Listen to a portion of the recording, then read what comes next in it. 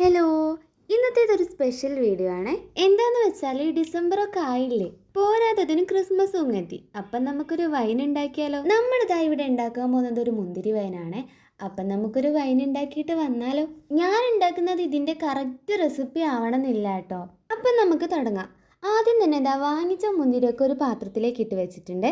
ഇതിലേക്ക് ഞാൻ ഒഴിക്കുന്നത് നല്ല ഉപ്പ് ഇട്ടിട്ടുള്ള ചൂടുവെള്ളം കേട്ടോ. അത് കുറച്ചു നേരം അങ്ങനെ തന്നെ നിന്നോട്ടെ. കുറച്ച് കഴിഞ്ഞിട്ട് നമ്മൾ അത് നന്നായിട്ട് കഴുകി എടുക്കണം. എന്നിട്ട് ഇതാ ഈ കൊലകൊലയായിട്ട് നിൽക്കുന്ന മുന്തിരി ഇതേപോലെ ഓരോന്നാക്കി സെപ്പറേറ്റ് ചെയ്തെടുക്കണേ. ഞാൻ നമുക്ക് ആവശ്യമുള്ള കുറച്ച് മുന്തിരി കേട്ടോ മേടിച്ചിട്ടുണ്ടായിരുന്നത്. ഇതിലിനി ഒട്ടും ഈർപ്പം വരാൻ പാടില്ല. അതുകൊണ്ട് തന്നെ നമ്മളിത് ഒരു തുണി വെച്ചത് നന്നായിട്ട് തുടച്ചെടുക്കുന്നുണ്ട് കേട്ടോ. എനിക്കൊട്ടും ക്ഷമ ഇല്ല, അതുകൊണ്ട് തന്നെ പരിപാടി വേഗം കഴിയണം. അതെന്തായാലും എന്നെ കൊണ്ട് ഒറ്റയ്ക്ക് നടക്കൂല എന്നുള്ളതുകൊണ്ട് ഞാൻ നേരെ അമ്മേൻ്റെ അടുത്തേക്ക് വിട്ടു കേട്ടോ. കുറച്ച് നിന്നിട്ട് ഞാൻ അമ്മയ്ക്കും എടുത്തു കൊടുത്തു. അങ്ങനെതാ അവസാനം നമ്മളെ പരിപാടി കഴിഞ്ഞിട്ടുണ്ട്.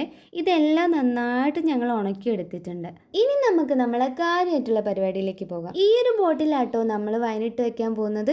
ഇതിലേക്ക് നമുക്ക് ഇടാൻ ആവശ്യമുള്ള കറുവപ്പട്ട, ഗ്രാമ്പൂ, ഏലക്ക ഇത് മൂന്നും ഞാൻ എടുത്തിട്ടുണ്ട്. പിന്നെ നമുക്ക് മെയിൻ ആയിട്ട് വേണ്ടത് പഞ്ചസാരയാണ്. ഇതിൻ്റെ ഒന്നും കറക്റ്റ് അളവ് പറയാൻ എനിക്ക് അറിയില്ല കേട്ടോ. ഞാനൊക്കെ എൻ്റെ ഒരു അളവിന് എടുത്തതാണ്. ഇത് നമുക്ക് ലെയർ ബൈ ലെയർ ആയിട്ട് ചെയ്തെടുക്കാം. ഈ ഒരു ബോട്ടിലേക്ക് ആദ്യം തന്നെ കുറച്ച് മുന്തിരി ഇട്ടിട്ടുണ്ട്.